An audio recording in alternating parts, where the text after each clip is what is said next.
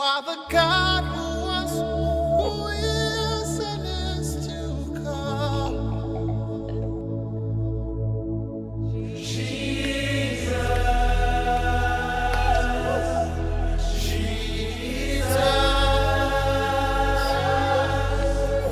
And in you I trust. My life is in your hands, Jesus. You are the miracle working God, and you are Yahweh. You are Yahweh. Que Dieu, notre Père, par notre Seigneur le Sauveur Jésus-Christ, soit béni, dès maintenant et pour toute l'éternité. Mesdames, Messieurs, bienvenue à votre émission. Nous allons poursuivre avec notre étude sur le personnage de Juda. Juda, le quatrième fils de Jacob, le patriarche. Abraham, Isaac, Jacob. Bien.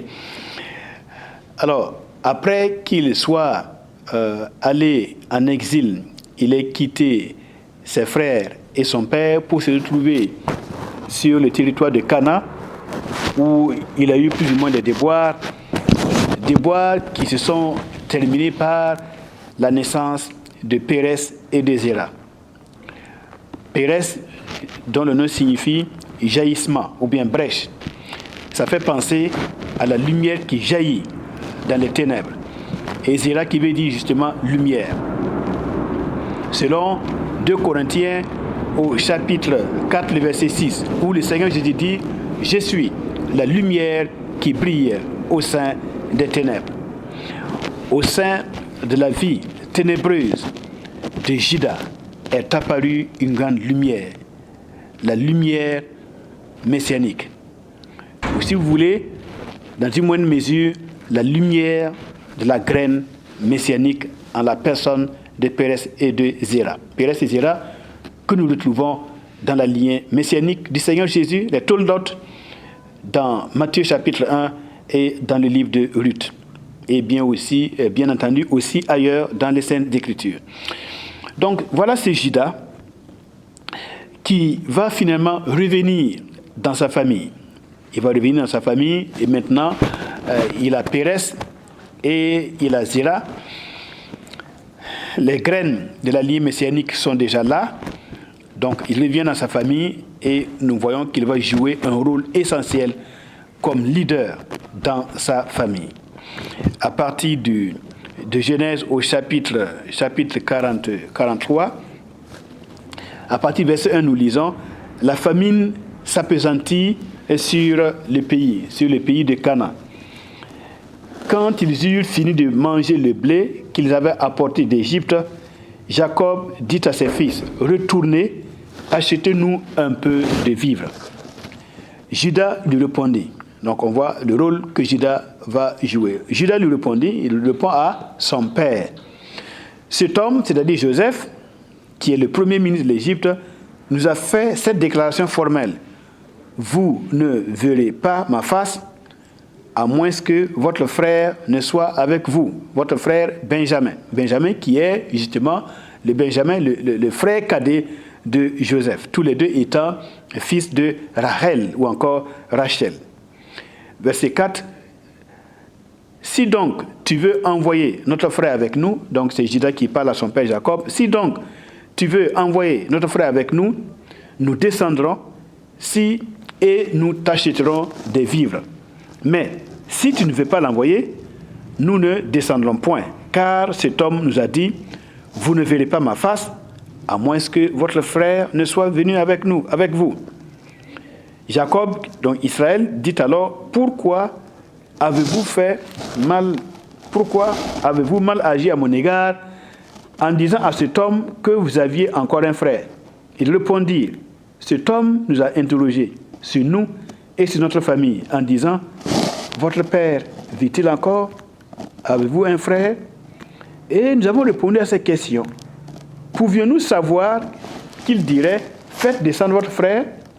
Juda dit à Israël, son père, laisse venir l'enfant avec moi.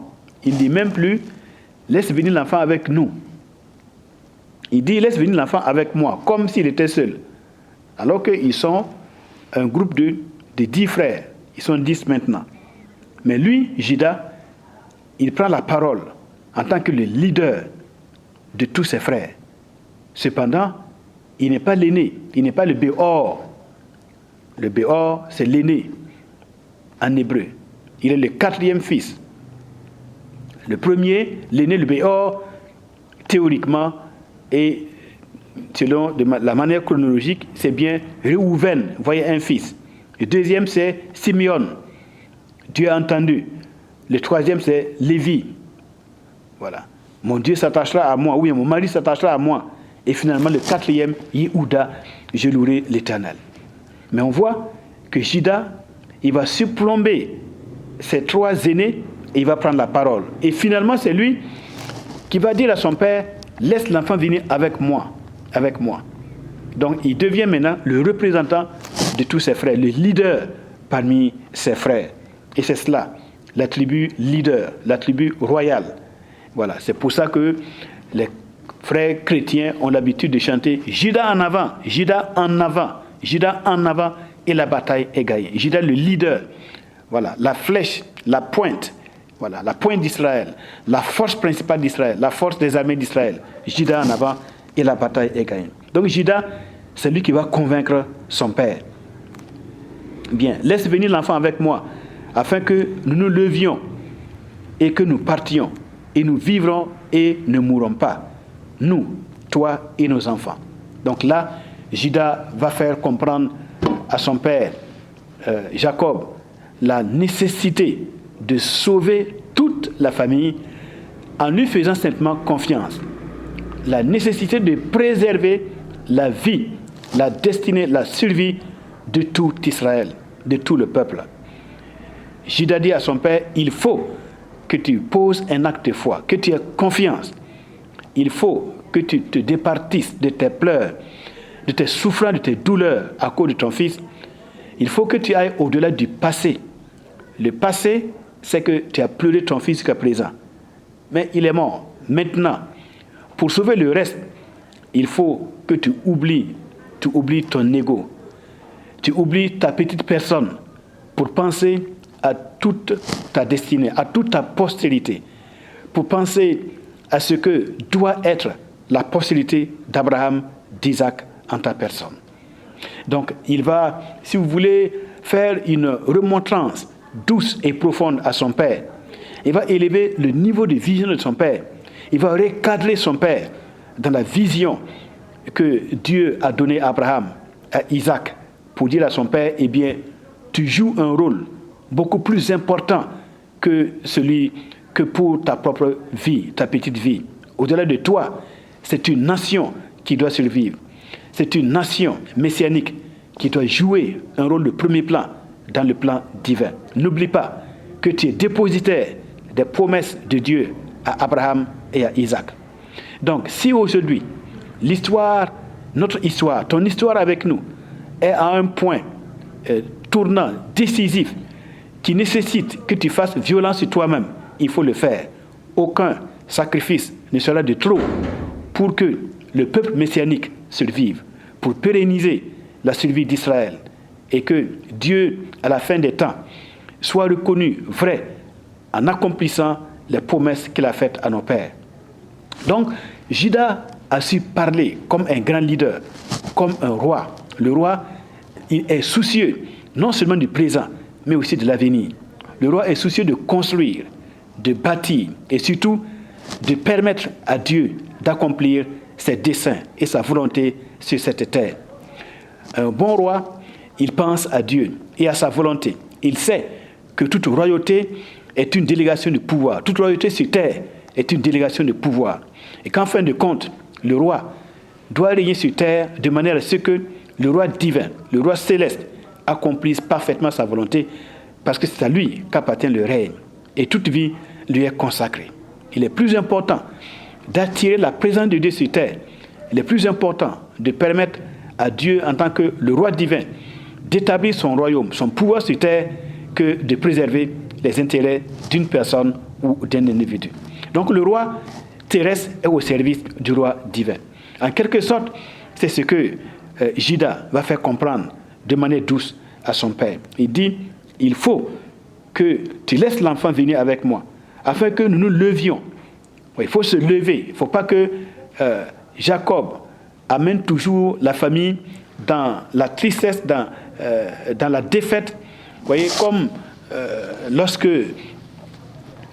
Josué, il a fait la guerre contre Haï, et finalement, les gens de Haï, en petit nombre, une petite ville, a pu vaincre la forte et puissante, invincible armée d'Israël. Alors là, Josué n'a pas supporté. Il est resté couché devant Dieu pendant 3 jours, couché dans la défaite. Mais ici, Judas dit non, il faut se lever, il ne faut pas se coucher. Le peuple de Dieu n'est pas un peuple qui doit se coucher devant ses ennemis. Même si le peuple de Dieu trébuche, eh bien, il n'est pas brisé, il n'est pas écrasé. Israël n'est pas pour autant sans espoir. Israël n'est pas pour autant sans espérance. Le peuple de Dieu, ceux qui se confient au Seigneur, ne sont jamais entièrement brisés. C'est pourquoi, en ce qui concerne le Mashiach, le Messie Jésus-Christ, il est dit, aucun de ces os ne sera brisé. Parce que le brisement de l'os symbolise la défaite totale, l'anéantissement total. Mais on voit le Messie Jésus-Christ, aucun de ces os n'a été brisé. Pour dire que, en fait, il est invincible. Et bien sûr, on voit que 3 jours après sa mort, Christ est sorti vivant il est sorti vivant du tombeau. Et il est plus puissant qu'il ne l'est afin de passer par sa mort. Et maintenant, aucun de ses ennemis ne peut le toucher, ne peut lui faire du mal. Alors donc, Judas va sensibiliser son père pour dire à son père Jacob, la destinée, la vie, la survie, le dessein d'Israël en tant que peuple de Dieu ne doit pas dépendre de ton passé, de tes souffrances, de tes douleurs et de tes larmes. Il faut que nous nous levions ensemble, comme le peuple de Dieu, levons-nous et allons, marchons. Nous devons tout faire pour sauver la vie d'Israël. C'est notre responsabilité. Et alors Dieu va nous accompagner. Si nous prétextons de ton passé, nous prétextons que nous avons déjà perdu un frère, que toi tu en as souffert pendant 22 ans, et que nous allons tous rester ensemble ici à Canaan pour mourir, alors qu'il y a une opportunité que Dieu nous tend d'aller en Égypte, d'avoir de la semence, d'avoir des grains et de vivre, eh bien, c'est de notre responsabilité, eh bien, d'aller partout où il y a encore à manger, il y a encore un grain d'espoir. C'est peut-être là que Dieu nous tend la main. C'est peut-être que Dieu nous met à l'épreuve pour voir est-ce que nous avons assez de foi pour préserver la vie. Nous devons faire ce que nous avons à faire et maintenant le reste appartient à Dieu. C'est comme s'il disait à son père, il ne faut jamais désespérer.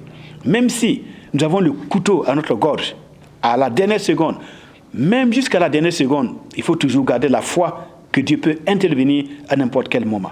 Donc il va dire à son père, il faut que nous nous levions tous ensemble. Il faut que nous cessions de pleurer et que nous partions. Oui, il faut que nous poursuivions notre destin. Il faut que notre marche spirituelle, notre marche avec Dieu pour notre avenir, il faut que cette marche-là se poursuive. On ne doit pas s'arrêter. Que nous marchions et que nous vivions et que nous ne mourions pas.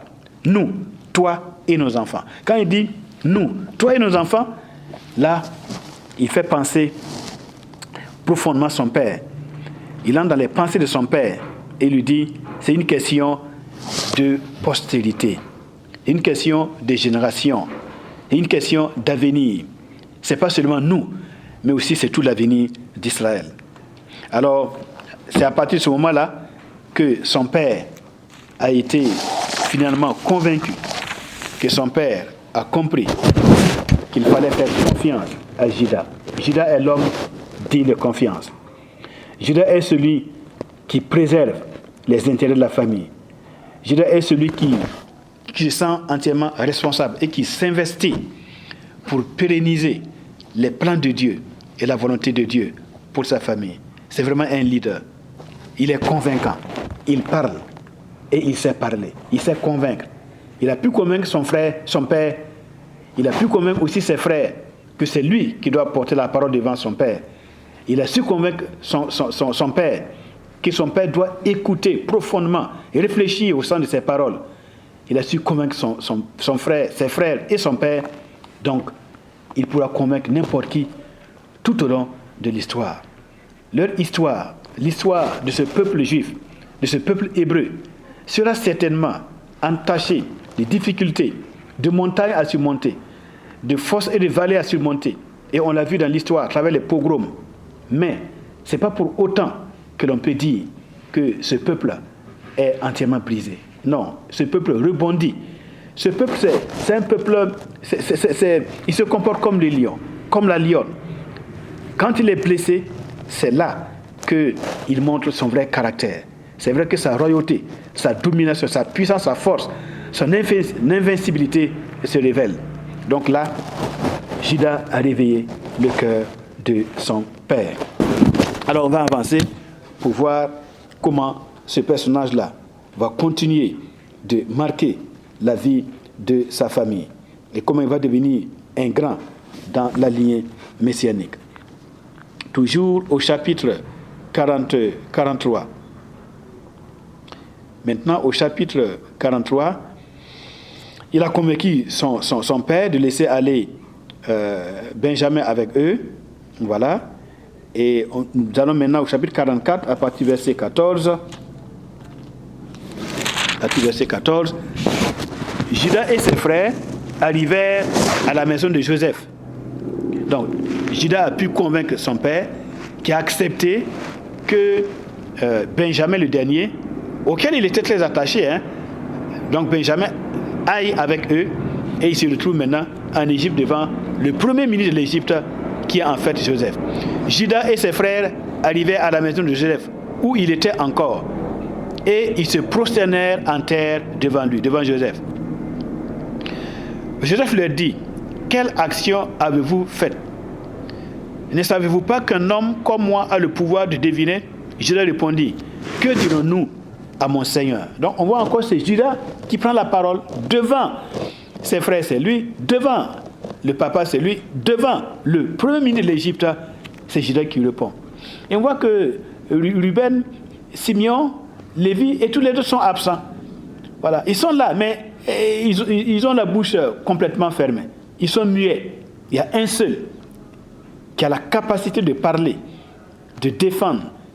Il y a un seul qui a l'usage de la parole. Comme il est écrit, Bereshit, Bara, Elohim, Eta Shamayim, Vehet Haaretz. Au commencement était la parole. Au commencement, Dieu créa les cieux et la terre. Comment? Par la parole.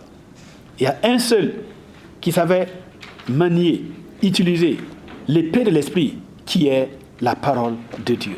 Le lion de la tribu de Juda. Et vous rappelez que notre Seigneur Jésus-Christ est sorti de Juda.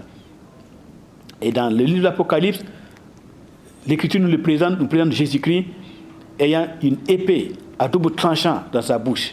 Oui, symbole de la parole de Dieu, qui est l'épée de l'Esprit de Dieu. La parole invincible, la parole triomphante, la parole qui pénètre les cœurs et les pensées, qui juge les sentiments et les pensées du cœur, la parole de Dieu qui met à nu toutes les créatures, au point que tout est mis à découvert, tout est connu de Dieu, parce qu'il sonne toute créature par sa parole.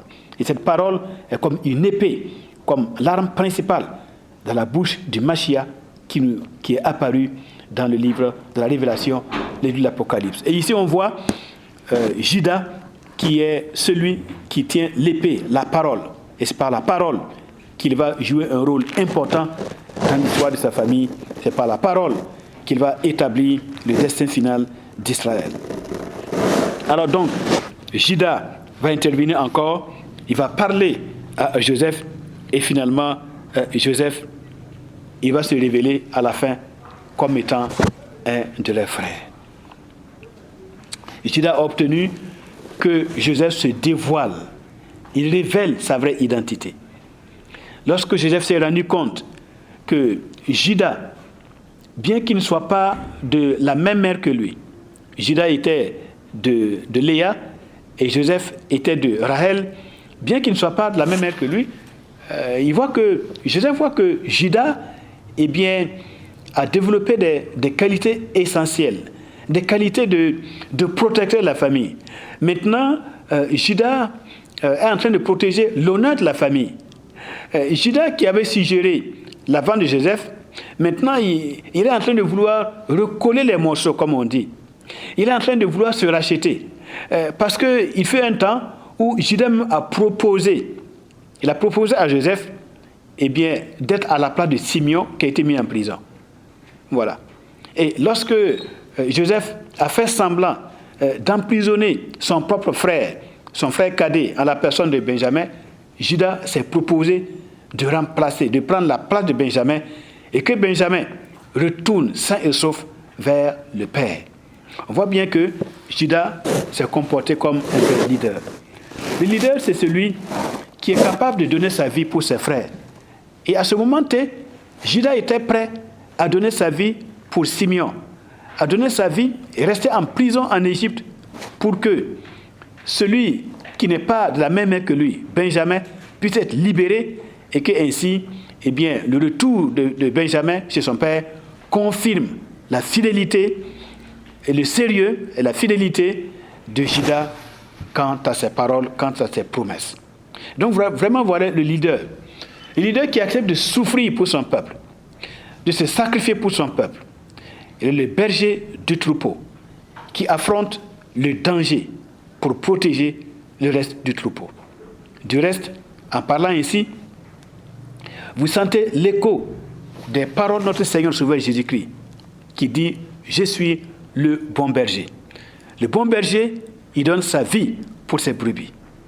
Il est le bouc ou bien il est encore le bélier qui se met à la tête du troupeau et qui affronte le danger. Le danger ici auquel Christ a été confronté en tant que le bon berger pour toute la création de Dieu, toute la création de Dieu étant comme un troupeau du Dieu vivant, et en particulier les disciples de Christ, ceux qui ont cru en sa personne, comme le Mashiach, comme le Seigneur le Sauveur, qui forment son troupeau, eh bien, le danger auquel il a fait face pour eux, pour ce troupeau, c'était la mort. Christ a fait face à la mort lorsque Ponce Pilate, poussé par les premiers responsables juifs, a décidé finalement, il a ordonné la crucifixion de Jésus-Christ, eh bien, Christ n'a pas reculé. Il n'a pas reculé et il n'a pas regardé la mort comme quelque chose d'insurmontable. Il n'a pas regardé la mort comme étant l'expression d'une défaite ou bien d'une défaite de son père. Mais il savait que la royauté, si c'est vraiment une essence en lui, s'il est vraiment un vrai roi, eh bien, le roi ne recule devant aucun obstacle. Si le roi rencontre une montagne, il ne saute pas la montagne, il ne contourne pas la montagne, il ne tourne pas en arrière. Le roi transperce la montagne, il transperce la montagne et il vainc la montagne. Et la montagne qui était devant le Mashiach, comme ici Judas, la montagne qui était devant lui, c'était quoi? C'était le premier ministre de l'Égypte. C'était la première autorité du monde politique de l'époque. Mais Judas n'a pas tremblé. Il a pris sa responsabilité.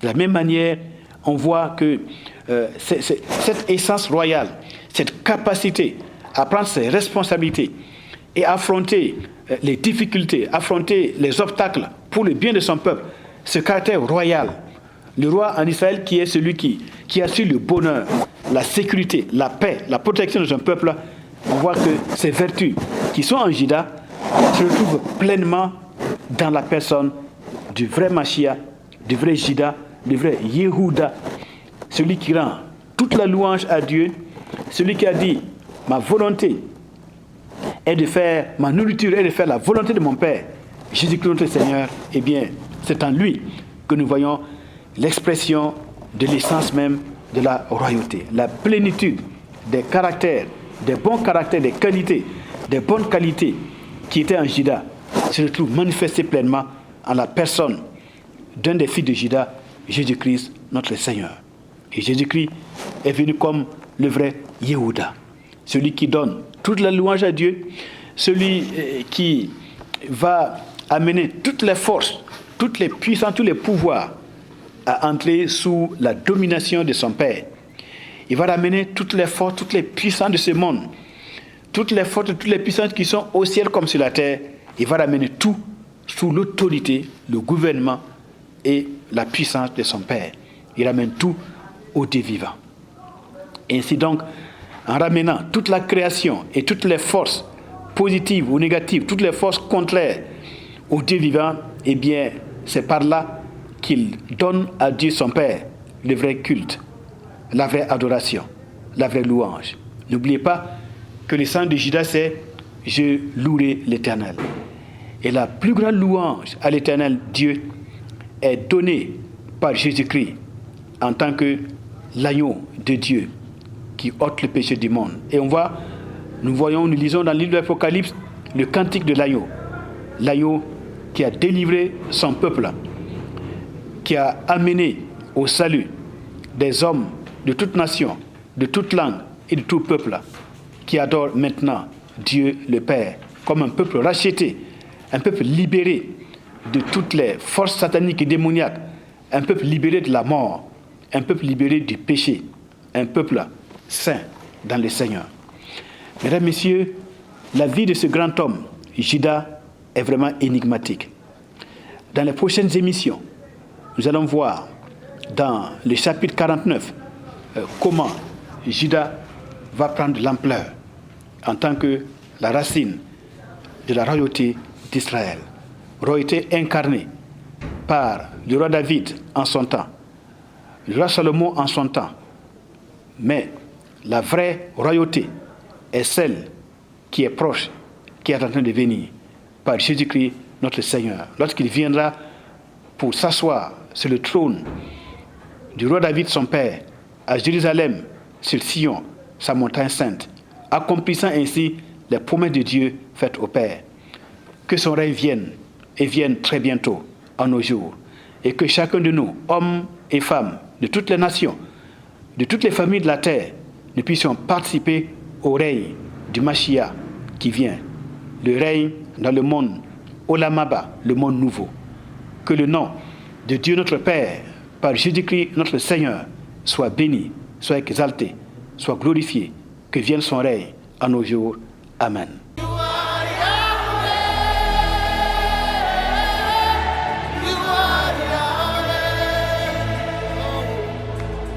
You are